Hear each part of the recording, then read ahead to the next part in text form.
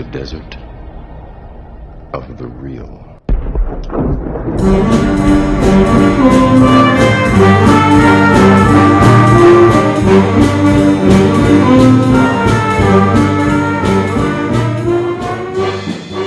Welcome to the Desert of the Real. I am your host, Ryan Hudson. Joined with me, as always, is that old weird hermit named Ben Kenobi, otherwise known as Jason Deeds. I'll take Jedi Master. I'm good with that. The Desert of the Real is a movie podcast where I forced Jason to watch big blockbuster movies he's refused to watch because he didn't think they're worth his time. We're currently watching Star Wars. So he has seen this movie. Yeah. He's seen these three, but that's it. And that doesn't really apply to these three movies. Right. So because these three are phenomenal movies. Yeah, I had a student say today that these movies were good for their time. I'm like, what do you mean for their time? Kidding? Anyway, We're we're good before they put a bunch of CGI crap in them. Yeah, we're going to talk about that. We're two high school teachers. We teach English and film, and Jason here teaches philosophy, creativity, and music appreciation classes. True. And we try to use our academic training to dig deeply into movies. We explore the creativity, philosophy, film studies, and ethics in our films and push you, the listener, to think critically about your entertainment. Yep. I just wanted to say at the top that we're thankful you're here. We are. It means a lot that you come and listen to us Ramble on. Yeah, ramble on. And if you haven't done so, if you would kindly leave a 5-star review or give us a thumbs up and share it, it means a lot to us and helps spread the love of this podcast. Thing. I don't know. A student asked me, "You making money off of that?" I'm like, "No. It's just a labor of love. We just like doing it." Yeah.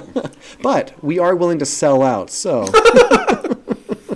If VidAngel wants to sponsor us, yeah. I would sell out in a heartbeat. VidAngel, you should sponsor us. Jason uses you for everything. I do. But these three movies are PG, so you didn't have to watch them edited. I did not. Yeah.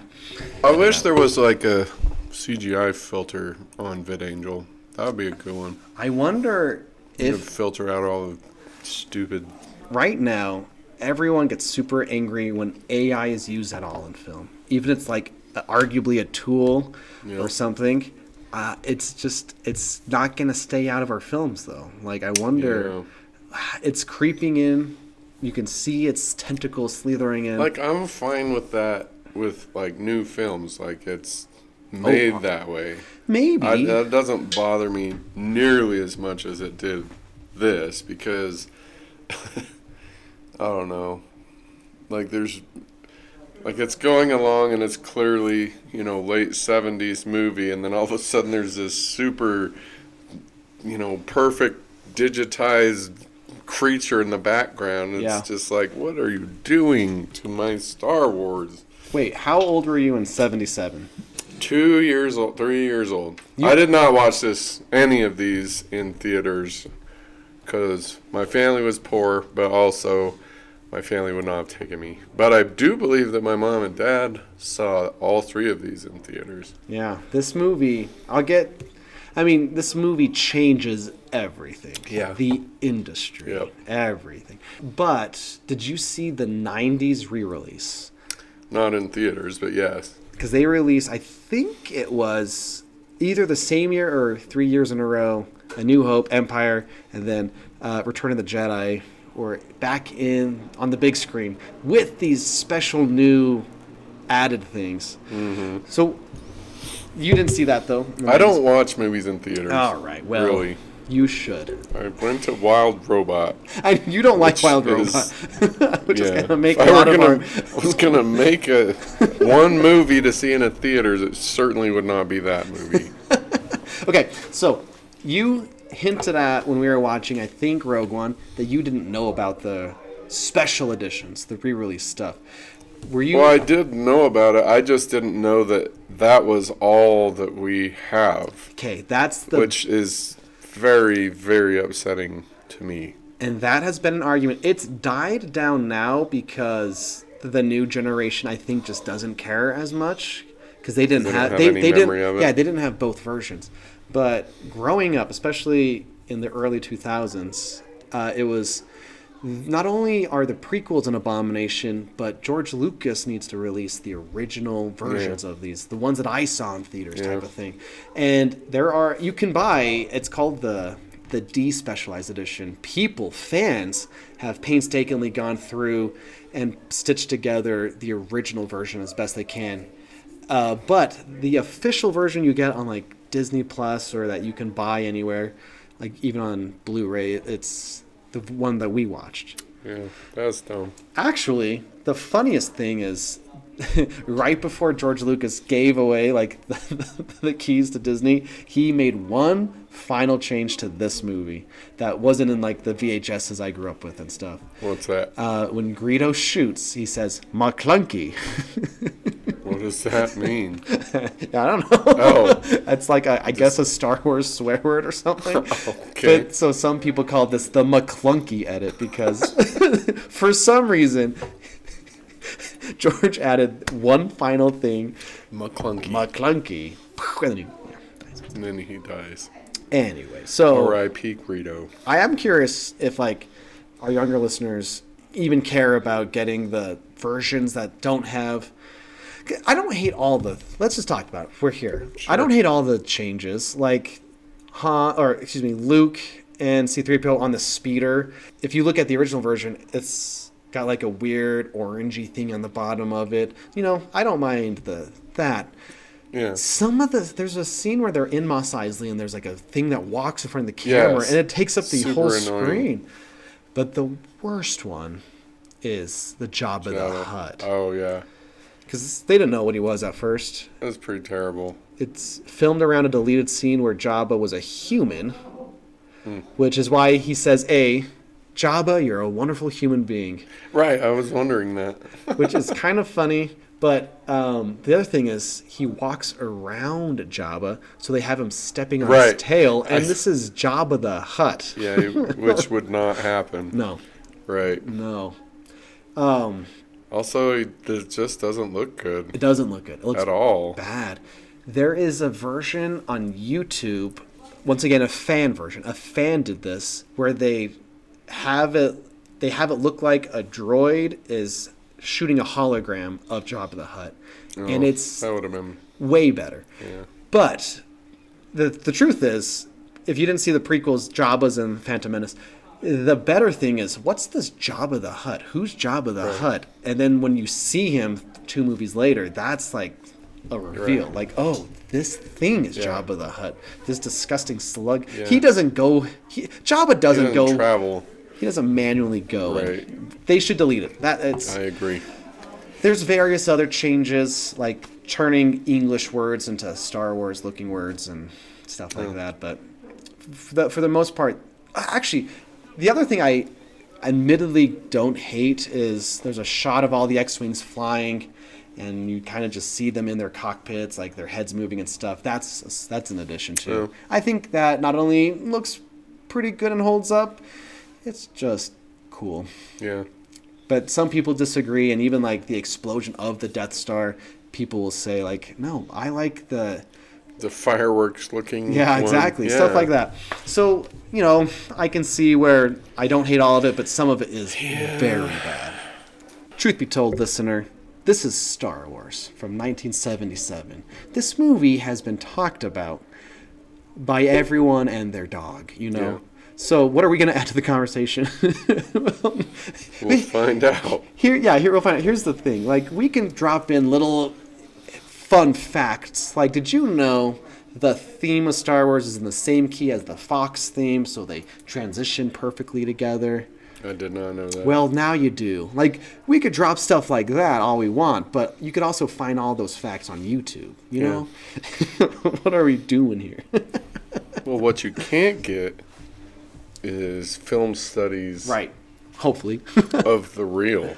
So, and philosophy of the real. Philosophy, but... If I'm being honest, you can. Yeah. You just can't find it with our voices behind it, I guess. Like, this is the first time I've done a fair amount of research. I'm reading a book. So, it's called The Ultimate Star Wars and Philosophy Book. Very nice. Although I haven't finished it, and that book doesn't really come in to what we're doing today, but it probably will next week. Nice. So here's what we need to do. We got to take a step back and look at history. all right. So there's an incredible documentary series on Disney Plus called Light and Magic, named after Industrial Light and Magic, ILM, which was born with Star Wars. Part of the magic of Star Wars is the way it looks, the special effects. It's hard for us now, because it is dated, to truly appreciate how revolutionary it was at the time. Yeah. George Lucas and a lot of directors was heavily inspired by 2001: A Space Odyssey. And he's like, this looks incredible. And to this day, 2001 looks incredible. But George Lucas, and probably a lot of people, were like, I just wish it was a little bit faster. Yeah. Like, spaceships look good.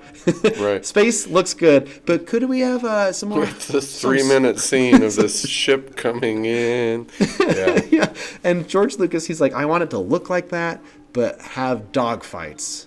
Yeah. Because George Lucas, like everyone, early young adults in the 70s, grew up on war movies, science fiction movies of the 50s and 40s. So like Flash Gordon. Like, he's taking all of these things in his childhood and putting it in something new. Yeah. All the atomic creatures. Yeah. And all of that. Yeah. Yeah, the opening scroll is from like an old science fiction thing, if not Buck Rogers itself, So he's like, I just want to take everything I liked and make something bigger and better.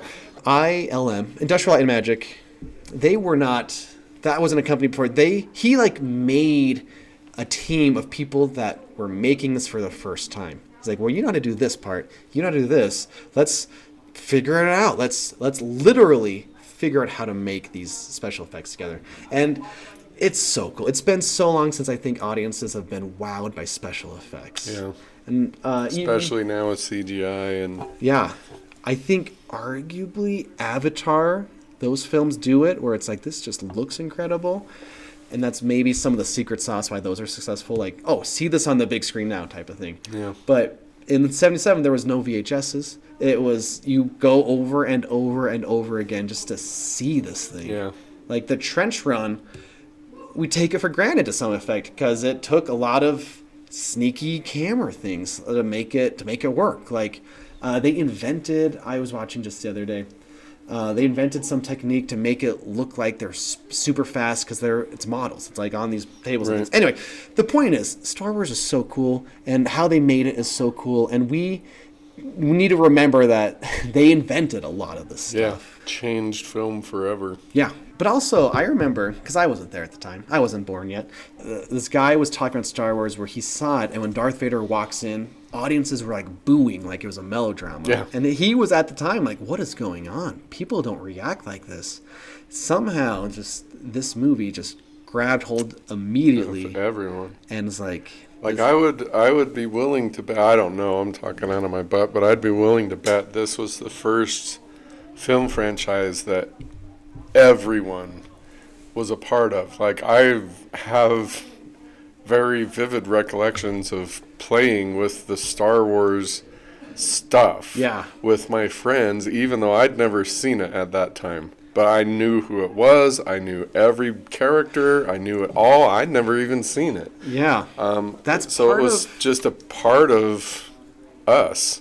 So that's also one of the revolutionary things besides story stuff is how it advertised. It's toys, it's books, it's eventually will be like video games and everything. Right. And you're right, it revolutionized merchandising. Like Star Wars was on everything. Yep. This might not be true, so don't take this with a grain of salt. Maybe the best example previous to this is Mickey Mouse.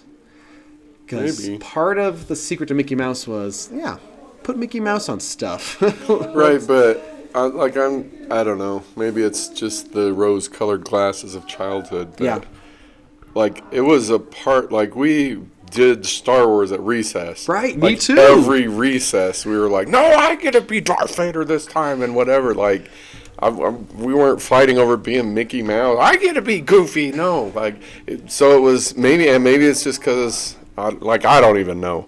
But it was a part of all of us. That's what I mean. It's freaking culture phenomenon. It was so successful. It inspired all these knockoffs. In the 70s and 80s, all these really bad science fiction. But then again, we get good science fiction too. Like, for example, Alien was born because Ridley Scott was like, oh, my science fiction, let me crumble up this script, throw it away. Alien, Han Solo driving a used ship. It's like a used car. Yeah. And I've said this before, but that was brand new at the time. So then we get the alien ship, which is really a used car. Yeah. And also arguably, well, the thing is, Star Wars, these movies inspired a generation of directors and actors and filmmakers from Star Wars. Yeah. Like, the guy who directed Rogue One watched Star Wars as a kid, got to make a Star Wars movie. Like, and now, hopefully there's still new stuff inspiring future generations, but just the inspiration alone of what, it's so cool. We played on the playground. We want to live in Star Wars. Yeah. We want as much as we can. There's something in the water, Yeah. It also is arguably the first franchise. Right, that's what I was trying to get at, yeah. Yeah, because I know what you're thinking. Yeah, but Ryan, what about James Bond? Right. Jason just said he hates James Bond. He said it under his breath. I don't know if you heard that. It's because it was just for me. But James Bond is not a serial story. It's mostly just standalone adventures. Absurd. Right. Godzilla, same thing. Standalone adventures. Godzilla comes, fights the monster, and that's the movie. That's the end, yeah. Arguably, Planet of the Apes is the first franchise. And around this time, we have Godfather, Part 1 and Part 2. But Star Wars, and then when it gets the trilogy, it's not out of the question to say we wouldn't have like the MCU without Star Wars. Yeah. What's a franchise we can put together that people want to keep coming back? And you hate sequels, and I think it's because you were young in the 80s. Well, we got the firsts of all of the things. Kinda, and then you'd get multiple diehards. You'd get all the Halloween movies, all the sequel. Yeah, sequels kind of took off. Yeah. How do you even contextualize Star Wars? It just is. Also, it's so good too. Yeah. You watch it and you're like, man, this movie. Great storytelling, great characters. And yeah. I know, like, I'm just gushing about Star Wars, but there's something about it, and I'm trying not to let nostalgia blind me. But I'm like, yeah, but this is good. Yeah. Like, even though you can kind of see the rough edges to some degree. Yeah, there were a couple of moments where I finally saw the toys, like the models or whatever they were of the ships, where, like, back in the past, I thought they were ships. Like, I would never, but, yeah, I don't know, it's just... Actually, here's my one thing, because I love this movie, obviously, but the one flaw, I think, is we might spend just a little bit too much time with R2-D2 and C-3PO at the beginning. I'm like... I'm no longer a fan of those two. I mean, once we get... And that's what I was thinking. That's one of my 2 or 3 problems. Like, who cares about these 2 stupid droids that are dumb? So, when you watch this in chronological order, you've seen R2-D2 in 3 movies. Does it kind of change the character of R2-D2, where it's like Ben Kenobi's like, I don't remember owning a droid. And like, really? You were on at least 3 adventures with him that we've seen. Yeah. But it doesn't break them. But, I did... Like, I was so impressed with watching this and all of the things that are happening in here that harken to the prequels that didn't exist. It's all right there. It's all there. Yeah. And I realized what they did. They went through the movie and they're like, okay, we need to make that and do this. But it was just like so cool to be like, oh, I know where that's from and I remember that. Yeah. Like when Darth Vader's like, senses Obi-Wan. He's like, I haven't felt that presence for a long time. I'm like, I know, because this. So it's just kind of cool. So rewatching this one actually increased my, maybe, I'll say it increased my appreciation for the prequels. It's just having watched them, not the experience of them. Some of them just not so good. Having all of that there and being able to be like, oh, dang, that's cool. That's there. That's there. Yeah, I agree. I really agree. Especially, I have to say it, especially Rogue One. Rogue One is just this perfect lead-in to A New Hope that I feel like it would have been very jarring. Episode Revenge 3. of the Sith to A New Hope without it.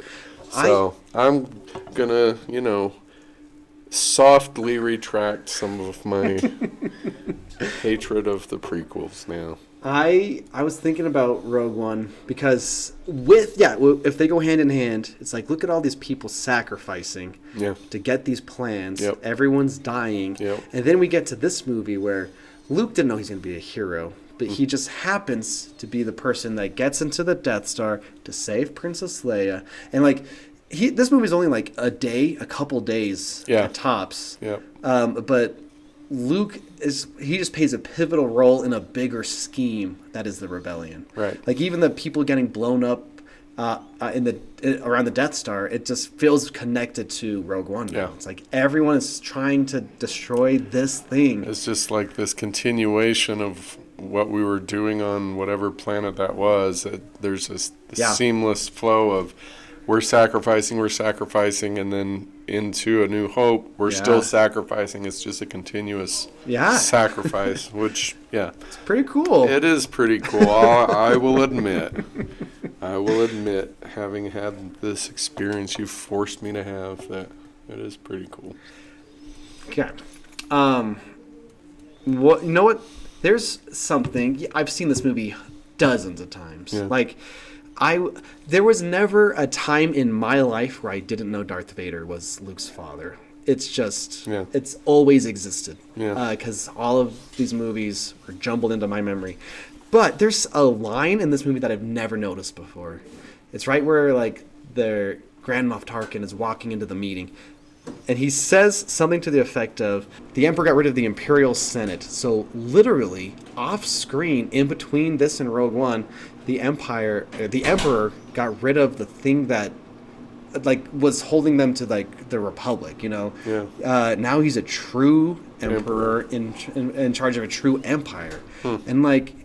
And I always plug in Andor, but a big part of Andor is these senators trying to get the rebellion started. So it's the Emperor just squashed all power. It's literally just the rebellion now. Yeah. That's all that we have to kill these guys, to stop these guys. And I've never noticed that. I mean, and how many times have I seen this movie? Cool. Yeah. Before I get into film studies stuff, we'd be remiss to say that John Williams is not putting magic on the screen. Oh, yeah.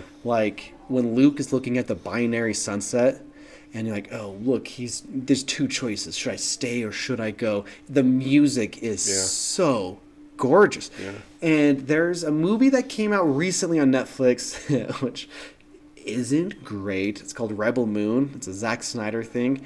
And then part 2 came out. And then a 3-hour version of the movie came out. And then a 3-hour version of the second movie came out. And it's it's trying so hard to be Star Wars, and so much of it is Star Wars. But there's a character on an alien planet staring at an alien planet longingly or whatever. This is not Luke looking at the two suns. This is nowhere close to that. And so much of that is just the music. Yeah. The Force leitmotif, the Princess Leia leitmotif, all this, you just... It just seeps into your DNA. It's hard to explain. Yeah. Star Wars would not be successful without John Williams.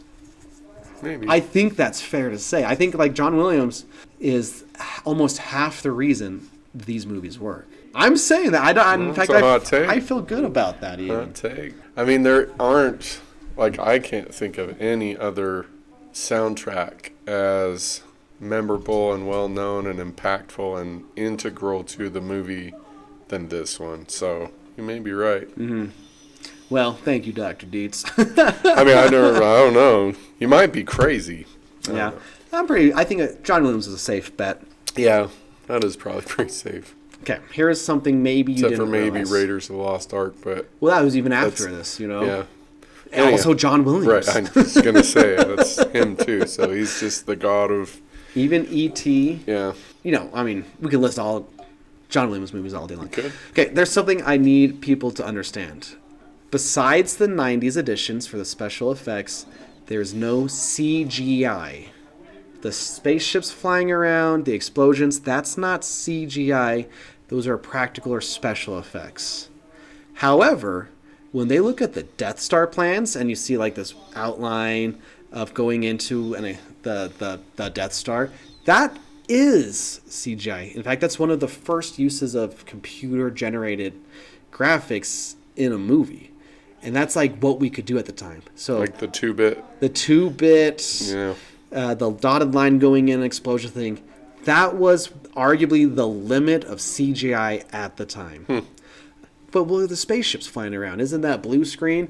And yeah, it's in front of a blue screen, but it's filmed on film. Like they had a film, all film is used 3 different colors. It's blue, red, and green, right? Mm-hmm. So they had a film, if they film the ships on a blue background on the blue screen, and then they film it on a red screen, and there's stuff that I don't even fully understand because that's how cool this stuff is to me, but they mix the 2 things together so you have a ship by itself because of the different lenses they use and celluloid, and then they put them together. That's why you have it in front of a new background, like a space, and like you don't need to do that this way anymore because of science, because of computers. But like all this stuff is so cool, like how they made it, and it looks incredible. Yeah. Like a few years later in the 80s, in a movie like The Last Starfighter, they're using computer graphics as spaceships, and it looks like cartoons. Right. And even though there's an argument to be made that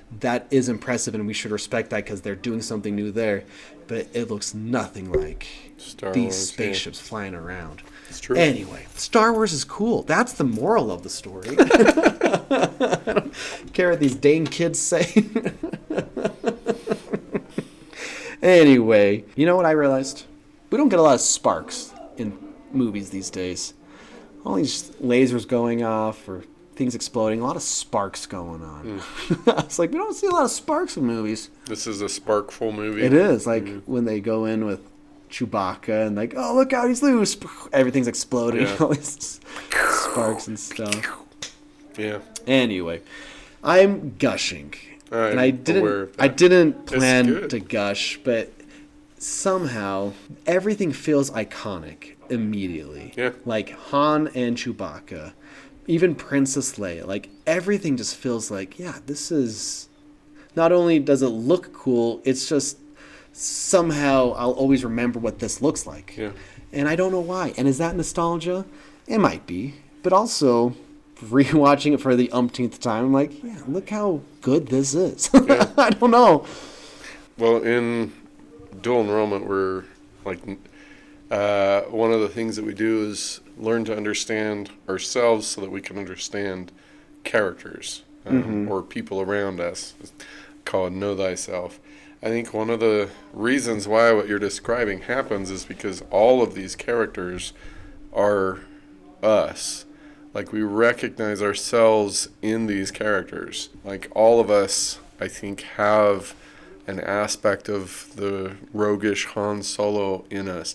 All of us have a Chewbacca in us that sometimes we just gotta go, roar and punch things, right? Or all of us have that Darth Vader side to us where, like, well, I want what I want. And I feel like more so than pretty much any other movie, the character set of this movie captures all of the sides of humanity. But the magic of it, I think, is that it does it in a way that all of the characters are also still round. Yeah. They're also still dynamic characters, even though we can recognize, okay, this part is, like Luke Skywalker is I have this desire to do good things with my life part of me. He's still dynamic, and he's still like in Empire Strikes Back, in Return of the Jedi, we see other sides of him, but he's still that at his core, he's still that part of us. See, what will be interesting in this little like teaser is how you will think of the sequels in that regard. Okay. So that's, our listeners know what that means. Okay. But I get what you're saying. Yeah. I think that's... So I think that's why, is all of those characters combined in a single film are us. What makes us different or unique is just the percentages are different in all of us. But all of those pieces, I firmly believe, are there in us. Yeah, that's actually like... Even C-3PO, heaven help us all. The annoying... We all have that annoying side of us where... We do. We just have to get... Just walk around and cry about everything. And make stupid statements. Like, in later Star Wars fanboys would be like, how come they're shoving all these female characters that are... annoying, blah blah blah, but I'm like, but look at Princess Leia in the first movie. She's a strong, independent woman who literally doesn't take crap from anyone, type of thing. And it's like you're saying, it's so easy to see every character. Yeah, I love that. We are Star Wars. Okay, so I'm gonna put on my teacher cap here. And for some of you listening, this is going to be old news, yawn, boring. But some of you might not know this. I don't know. It's a little thing that a lot of times goes with the Star Wars, this movie, the hero's journey. Yep. George Lucas was familiar with Joseph Campbell's work, A Hero of a Thousand Faces, which is about the monomyth.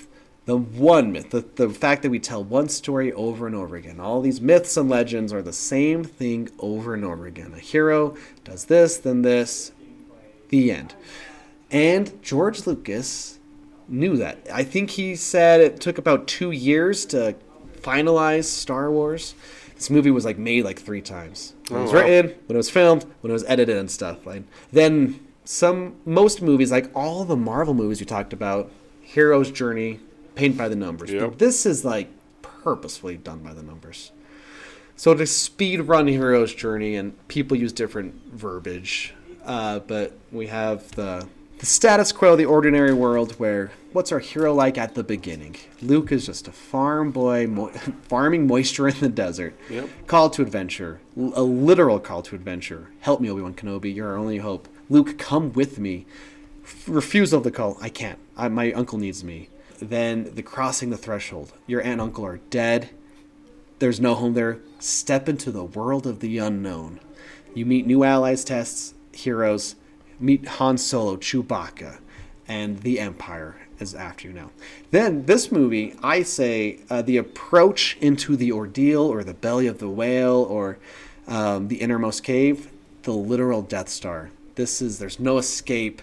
You are trapped here. Obi-Wan is dead. You've lost your mentor, which was helping you in the new world. That's your rock bottom. But Luke, the road's not done yet. The journey's not done. We still have to blow up the Death Star. We escape the Death Star. And Luke kind of, besides literally having saved Princess Leia, he's kind of resolved, I got to do this. I am in it. There's no, I'm in it to destroy this thing. And then, resurrection, Luke, listen to the Force.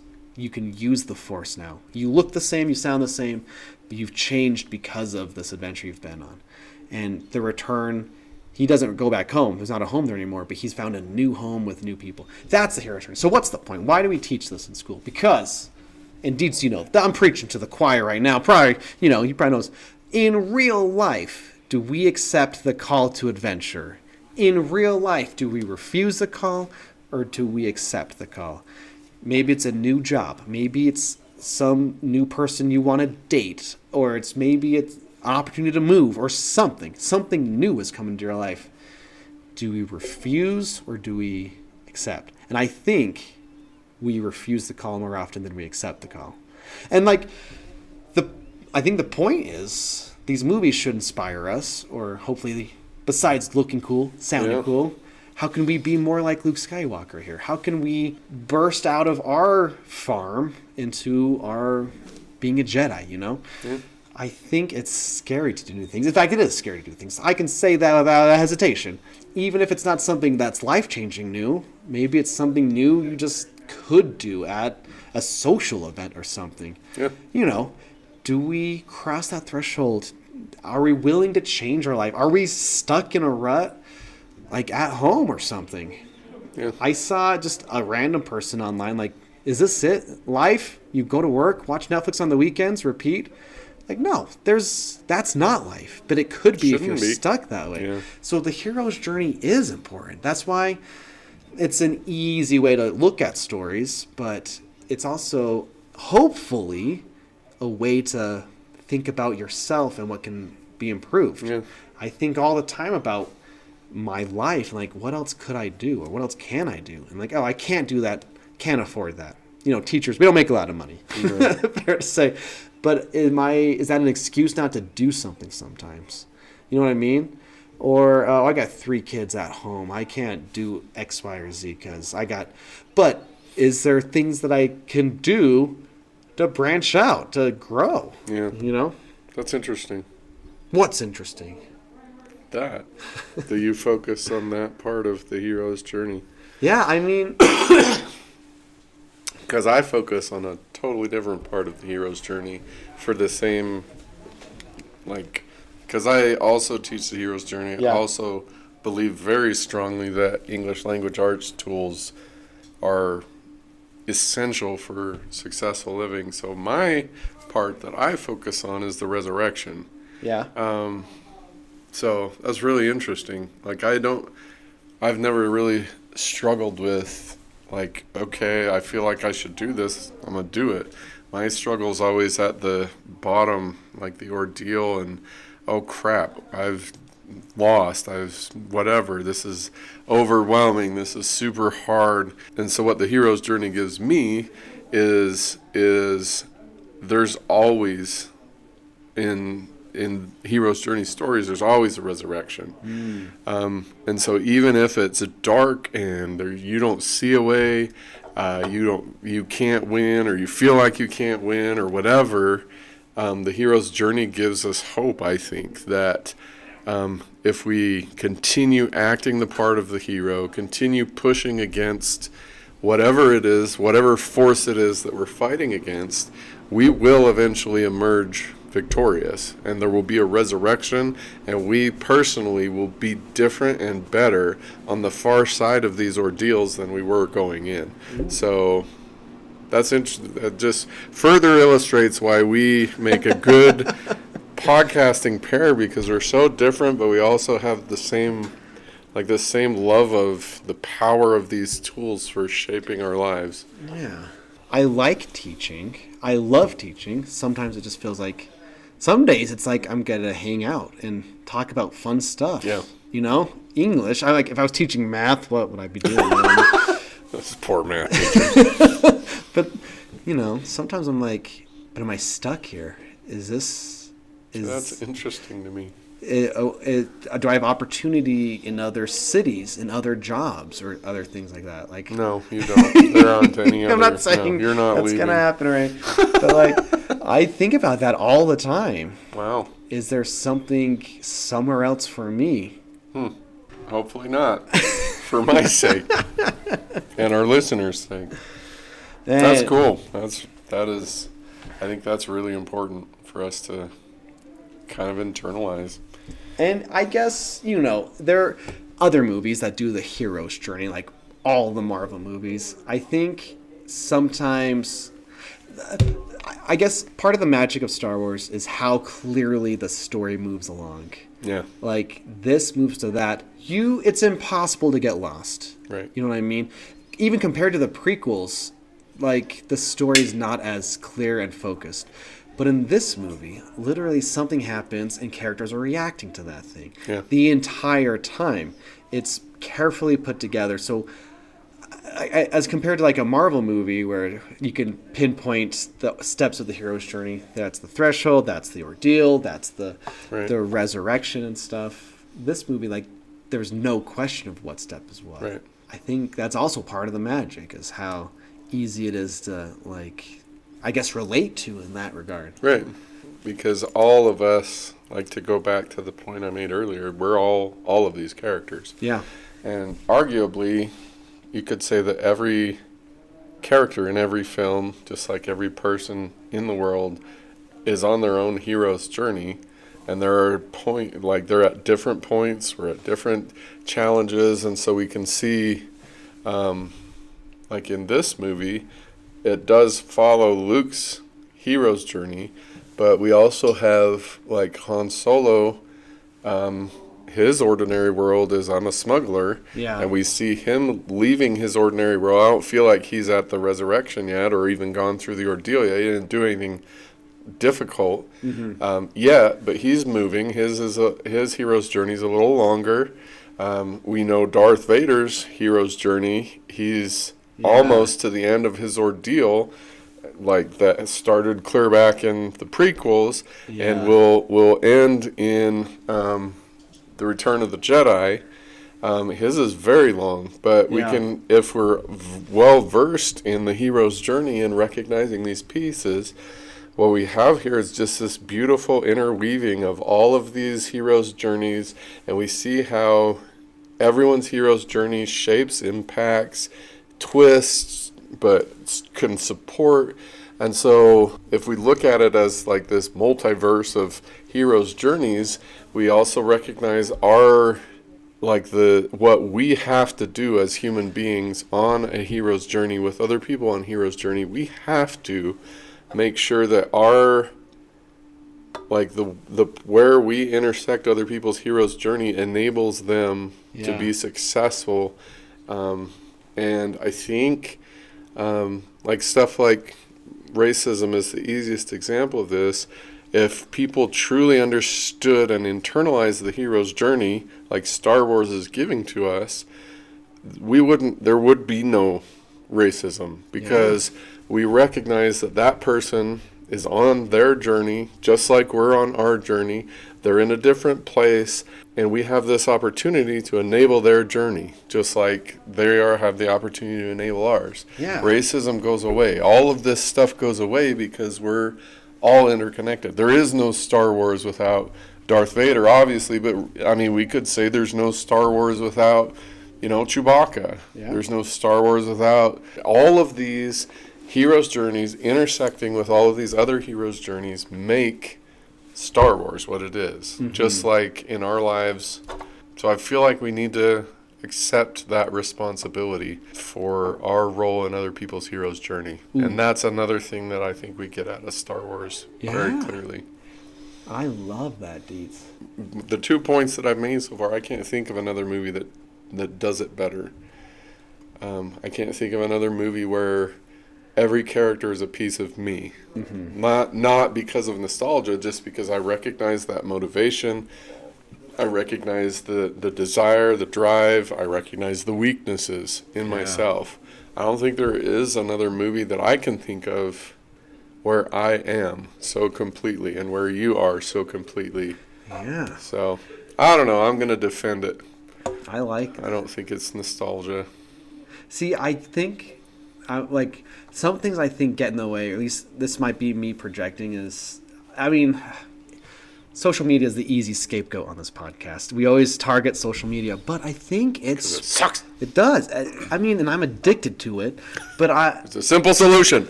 But it's so easy to get upset or angry about things because of just seeing stuff. Like, look at these people doing this in life or whatever. And it's like, oh, those people, how could they? Yeah. Why can't they be better? But then, why? Then you get upset about it. So it's like the thing that's getting in the way in the movie is like the Empire. But in real life, I mean, the Empire could be like, in my metaphor, I'm trying to connect here, is social media. Like, what's preventing you from your hero's journey? It's this thing that you get upset at on your phone. Yeah. It's spending your passion for something that really doesn't matter. Right, yeah. I think, honestly, that's one of the reasons why social media exists. It's like the thing on the top of a pressure cooker. Oh, yeah. Because if you get pissed off at this post by some rando and whatever, you're not spending that energy getting pissed off at something that actually matters in the world. Yeah. And that you might actually do something about. Yeah. You know what, Deets? I got a couple films. You know what? This is your show today. I know. I feel bad for our listeners. It's good. This is just Ryan talking this is about all how much good stuff. it's just always been with me. Yeah. It's just always been there. So I'm trying to be aware of a bias here. You know what I mean? Yeah. But there's also, I think, a lot to genuinely love. Right. And I think the scholarship suggests that it's not a bias.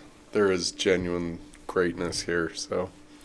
Okay, a fun thing. Fun things. I love fun things. There's a part on the Death Star when the stormtroopers come in and C-3PO and R2-D2's in the room. That stormtrooper bonks his head. And it's funny. It's just like in the background, but there is a thud, and I think they've added a thud. And I think in Attack of the Clones, Jango Fett bonks his head as a little tribute to that moment. Oh, really? It's just a fun thing that happens, and it's in the movie. But do you know what a matte painting is? M-A-T-T-E. Yeah. What's a matte painting? Gritty? No. Oh. You don't know what matte painting is. I don't know what a matte painting is. I'm so ashamed. Okay, this is not new for Star Wars. In fact, it's been around since Charlie Chaplin days. There's a painting that's super detailed, and it's on glass, and you put it close to the camera, and you put your actors far away. It looks like they're standing in a new setting. Because remember, this is before CGI. So, you're right. I didn't know what that was. So a specific example is when Obi-Wan Kenobi is going to turn off the tractor beam. He walks around this thing, and he's super high up. Yeah. But in reality, he's only a couple feet up on a little platform. But there's a matte painting that looks like it's a super far drop.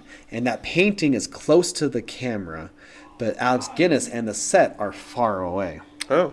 And this is basically what you had to do before CGI. And a fun fact, James Cameron, who would direct Terminator and Avatar and everything, was a matte painter in the next movie, Empire Strikes Back. Oh. Because you have, we could point them out in all of these movies. The Emperor's not walking to a real army of hundreds of troopers. Most of those are on a super detailed matte painting, and only 20 of the people are there in real life.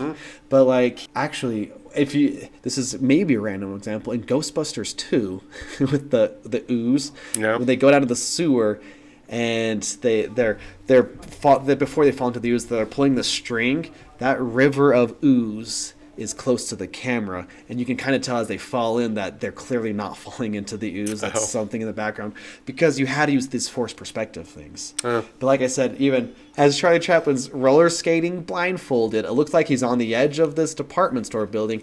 That's a matte painting. He's not in danger. It just looks like he's in danger. Right. So that's just it's an art. You can go back to these movies in the 60s, 70s, and 80s, and you're like, look at that matte painting. That's a good one. And to me, it doesn't break the movie. It doesn't break my suspension of disbelief. It increases my appreciation. Look at that. Sure. Because even I'm just trying to stress, not CGI. Right. This is all, and even the lightsabers. You know how they did that? So it's different every single trilogy. In the prequels, it's CGI over blades. In these movies, they had to go, at least in this one specifically, they had to go frame by frame and cut out the shape of the lightsaber on the film, and they shone a light that's underneath. Why it looks weird. That's why it glows. And then they filmed that, so it glows because the light was coming through.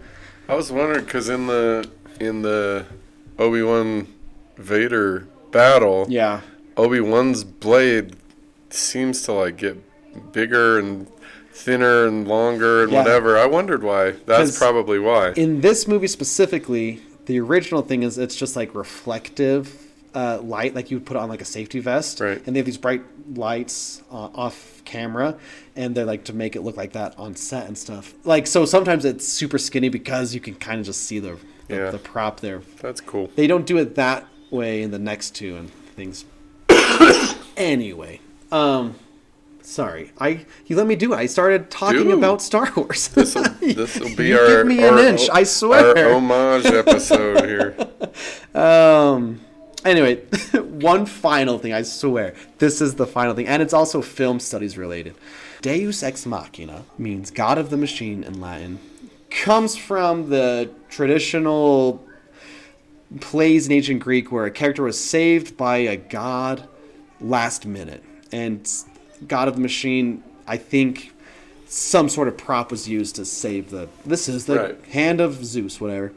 So a Deus Ex Machina in movies is when a character is saved last second from something not set up beforehand. This can usually feel not satisfying. Super annoying. Annoying. It's like, where did that come from? Right. Okay? So now you can be annoying like me, like, that's technically not a Deus Ex Machina because it was arguably set up earlier. But, so... Like Han Solo coming in yeah. is a Deus Ex Machina. Yeah. I'm about to die last second, but... Magic. But, if you're like me and super annoying, you could be like... But it's not a Deus Ex Machina because it was set up that he's got a heart of gold and does want to help. So it's not cheap. It doesn't ruin the story. Do I think it's a Deus Ex Machina? Yes. Does it annoy me? No. Well, I disagree. That's I mean, fine. I'm being pedantic. Like, there's no... I don't know. It doesn't matter. I mean, it doesn't because... But we're here on a podcast talking about things. So at that point, you know... I don't know. I feel like it would have been almost more satisfying to not have him show up. But Ooh. But no, I take that back. It would not. This movie's perfect. Anyway, yeah, this is pedantic, and normal people don't care about that stuff. But we need Han to save the day because at the end, when they walk down the ceremony thing, it's just like, it's so triumphant. The music as they get their medals, because they didn't know there was going to be another one. They didn't know this was going to be a trilogy. They thought this was the end? It was potentially the very end. Oh. That's the thing. Like, franchises were not a thing. Right. It's part 2. What are you, The Godfather? Now that I'm, much more socially aware and whatever, the only thing that bothered me about this, well, there were two things. The Death Star taking, like, infinity of time to get into position to blow up this thing seems... No. Because they, like, go across the entire galaxy like that, and then... Oh, man, it's going to take 25 minutes for it. No, it takes 5 minutes. Whatever it is, that's... Anyhow, it's okay. I don't really care. But the that's one thing like that... suspense 101, that's okay? like... Oh, my. Illogical 101. No, Anyhow, oh, my. why doesn't Chewie get a medal? Because, I don't know. Chewbacca... That was bugging me. Does he need a medal? Does Han need a medal? Would Does it make Luke you need a happy? medal? Would it make you happy if Chewbacca got a medal? No, I was just like, Chewbacca's just like standing there. Yeah. He did just as much as Han did to rescue Luke and Yeah. make all of this, but because he's not human, he just has to stand there and go, oh, while Han gets a medal. It doesn't really bother me, but I think it was does. kind of interesting to notice. Yeah. We'll say, you know what? We'll just say that that's fair. Okay. I'm glad. Is there any philosophy in Star There's Wars? a lot, but I don't... Listener, it's not that we forgot philosophy of the real. Dietz just has way more to say about the next movie, and it's all connected. Is that fair to say? Sure. I just have... There's a ton of philosophy in Star Wars. Most of what I have to say applies to all of the movies equally. And since this was our homage episode That's where fair. Ryan mostly just I'm sorry. gushed, and no, it was great, so I feel like I can just save most of this for next time. Yeah. I will put in this though. So I have a philosophy thing that we'll put in, and then I have a little ethics thing, and we'll talk about the philosophy of the light and the dark side of the Force next time. Okay, yeah, I see. So, what we have in the Jedi, and Darth Vader's a Sith, right? Yeah, but they don't say that. in Right, this but movie. so we have the Jedi versus the Sith, right? So functionally, what we've got, if we look at this just in terms of justice, like we want everything to be just. The Sith want that. They want balance, I guess is what they always say, balance in the Force, right? Which is ironic because they don't actually want, neither side actually wants balance. They want their side to be in charge, Yeah. which is funny. I mean, arguably, Anakin did bring balance by killing all the Jedi. But he didn't, You know what I because mean? now it's unbalanced, and that's all of these dark side practitioners. Anyhow, so just our one little philosophical thing right now is the idea of justice and what makes something just. And so I feel like the light side, the Jedi, are Platonic in their view of what justice is, like Plato. So Plato was very into wisdom, meaning the correct and considered application of knowledge. And we see that in the Jedi. They are always stressing like being wise and making the wise choice. And then on the other side, we have the Sith, who are much more like the sophists, and the sophists are justice through power. What's that word? Sophist, the sophistry. I don't know that. You know, That's a new word for me. so sophistry is basically it's whatever you need to do to get what you believe is right done is okay. And so Plato would say there is a very limited set of things that are okay. They need to be bounded by, there's a whole ton of crap for Plato, but they need to be bounded by what he would consider to be a righteous man, a righteous person, would not do all of these things. That's justice through wisdom. Whatever you do has to preserve yourself and your ability to continue to be a good person. And then the sophistry, is about what does it take to get this done? Do I need to lie about it? Do I need to withhold certain information to make more other information seem more important, whatever? So the sophists are justice through power. So both of these groups, the Jedi and the Sith, are aiming for the same goal. They're just going at it in very, very different ways. Because Han Solo's kind of like that too. He's a Han scoundrel. Solo's more like, But he's in it. At first, he's in it for himself. I right, gotta that's do what not I need. sophistry. That's not. He's not trying. I don't feel like Han Solo's interested in power. No, but He's just interested in what's going to make my life good. That's a whole different Okay, I see. thing. Like both of these groups, the Jedi and the Sith, are interested in accomplishing big, like galaxy-wide things, right? The Jedi want order, and they want people to be good people and interact with each other in good, healthy, mutually beneficial ways. The Sith want order no matter what it takes, and they believe that the Sith are the ones that have the vision. They're the ones that need to employ that vision. It doesn't matter who gets hurt as long as the ultimate goal is order in the system, order in the galaxy. Same goal, two very different philosophical approaches to accomplishing the goal. So, there you go. I like that. That's our little teaser of Star Wars. Yeah, I think George Lucas, I think he is versed in philosophy. Oh, I have no doubt. Like, he's thought about all these things. Yeah. And that's part of the problem with new Star Wars, because There is no philosophy. George Lucas's vision is so specific and based on all these real Right. things that when we don't get all that nuance, some Yeah. people are like, what's missing here? Well, maybe George Lucas. Yeah, it's the meat. Yeah. Yeah. Not the best writer, but Right. he has The vision. the vision, I Visionary, think. Yeah.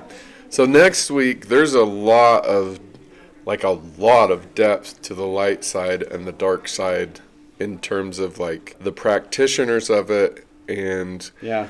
what they believe, what they're aiming for, and how they live their lives. That we'll get to next week. And it makes more sense for next week with Empire. Empire, right? Yeah. So that's our philosophy. Go ahead. I'm just saying, I feel like a smarter person. Oh my. You're making me blush. Ethics, I just picked out, like, again, there's a whole ethical thing going on with Star Wars. We're just going to pick out this one quote of Obi-Wan. And what is it called when they do the thing with the Jedi minds? mind trick. That's what it's a called. Cooler name. Yeah, okay, fine. The Jedi mind trick. Which is interesting. It's ironic that the Jedi are okay doing that, given that they are very platonic in their view of justice. Because a good man would not manipulate the mind of somebody else. And so, remember when Qui-Gon did it? And Watto's like, the Jedi mind tricks don't work on me. Only money. Right. And so it's interesting that even at this, because that is the first 20 minutes of the existence of the Force and the existence of Star Wars, there's already this crack in the philosophical underpinnings of the light side of the Force. But he does it to like a faceless stormtrooper, and they're It doesn't they're matter. the embodiment of evil. It doesn't matter. A good person would not manipulate someone like that. They would use reason. They would use logic. They would use, an appeal to their inner goodness. They wouldn't just be like me. Obi-Wan says the Force can have a strong influence on the weak-minded. Which is, again, true for both sides of this spectrum. It's interesting that both sides are willing to use what the skills that they have to influence the weak-minded. Yeah. And to shape how they interact with the world around them. So, you could argue that he's maybe trying to train Luke to be strong-minded. Sure, but still, like the value of, if we look at the Plato's Republic, the role of the philosopher king is not to manipulate everyone so that they get what they want in the end. Yeah. It's actually the opposite of that. The whole point of having a ruling class like the Jedi is to ensure like equity and the well-being of every person in that society. And so it's interesting, again, that we have this little, and that it doesn't happen a lot. I don't remember really, but it's this interesting little thing. Like, how do they justify ethically or morally manipulating a weak mind? I suppose, and this is your favorite thing, the utilitarian choice of what's going to serve the best amount of people. Sure. Obi-Wan needs to get to Leia, or to, Obi-Wan has to get here to save, arguably, the galaxy. But. Right. And that does tie into, like, the bigger ethical thing that we're going to talk about next week. And so I think that's how we can justify what you're talking about. So, well, I'll just tease it for next week. So there are, if we, like, in meta-ethics, because we've talked about loyalist and a lot of these kind of subclasses. Meta-ethics, there are essentially three ways of looking at what is right and wrong.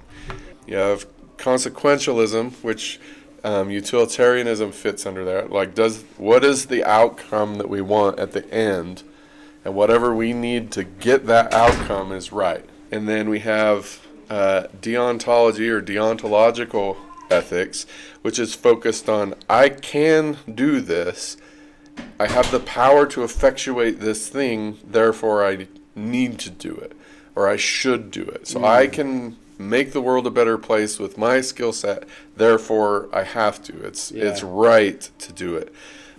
And then we have virtue ethics, which is kind of the battleground for Star Wars. Virtue ethics is like, according to my morals, my virtues, what I hold important, my moral character, what's right here. And so next week, or maybe the week after that, depending on how much we have to say about Empire, we'll kind of dig into how do these three meta schools of ethics play out in Star Wars. So, I think there is an argument to be made defending the Jedi mind trick under what I consider to be the light side's main school of ethics. So, teaser. That's our trailer for next week. Yeah, there you go. Be excited to see the other side of... I guess. No, I think that's fun. Let's give our audience what they want to hear next time. Is that what they want to hear? Probably. Okay. So, Dessert of the Real.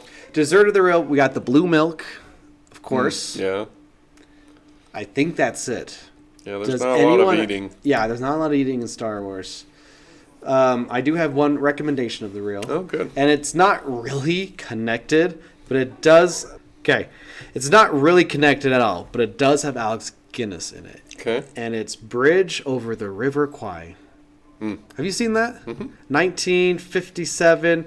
It's a pretty dang good movie. These prisoners of war are told to build a bridge, and then, you know what? There's... Spoilers! Oh. Well, that's...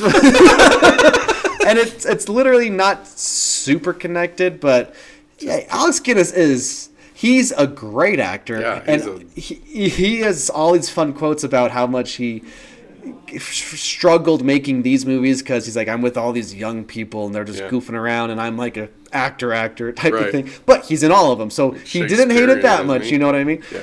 Bridge Over River the Kwai, honestly, one of the best of all time. It is a fantastic. I can say this, like, they're Aspo's bridge, they're prisoners of war, and they're just gonna build the best bridge because that's who they are, you know, and that's even though it's gonna help the enemy. Yeah, exactly. It's so good. Yeah.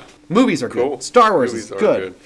My recommendation you already mentioned, but Alien and Aliens, I would highly recommend both of those movies because where Star Wars is immense and galaxy wide and all of this massive cast of characters, Alien specifically, especially by about halfway through, is just one character.